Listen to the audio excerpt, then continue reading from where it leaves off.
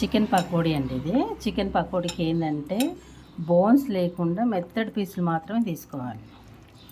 Bones ఉంటే మనకు తినడానికి కొంచెం హార్డ్ ఉంటుంది. బోన్స్ లేకుండా మెత్తడి పీసులు తీసుకొని ఒక స్పూన్ కారం, ఒక స్పూన్ ఉప్పు, ఒక స్పూన్ పసుపు, కొంచెం ధనియాల పొడి, కార్న్ ఫ్లోరు, మైదా పిండి, ఎగ్ అనేది కంపల్సరీ వేసుకోవాలి. వేసుకొని ఒక ½ అట్లా ఫ్రిడ్జ్లో పెట్టుకొని తర్వాత తీసేసి డీప్ ఫ్రై చేస్తే సరిపోతుంది.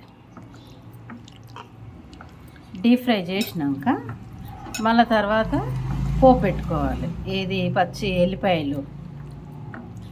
ఎల్లిపాయ, కరివేపాకు, కొత్తిమీర, పుదీనా, పచ్చిమిరపకాయలు వేసుకొని పైనుంచి పోపు పెట్టుకున్నాం అనుకో చికెన్ 65 అవుతుంది.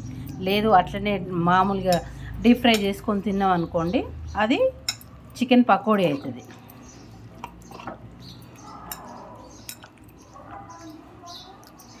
ఇంకా ఇవన్నీ కావాల్సినవి అల్లం వెల్లిపాయ పేస్ట్ ముందే వేసానండి.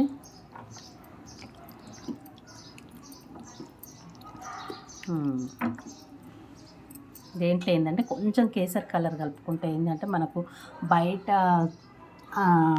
హోటల్ టేస్ట్ కలర్ఫుల్గా, హోటల్ ఏంటంటే కలర్ఫుల్గా ఇస్తుంటారు కదా, కొంచెం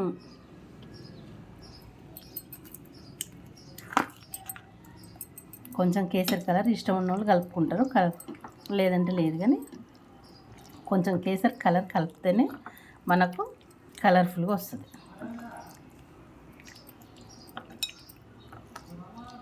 ఇది కొద్దిసేపు ఒక ½ అవర్ ఫ్రిడ్జ్లో పెట్టి తర్వాత చేస్తాం.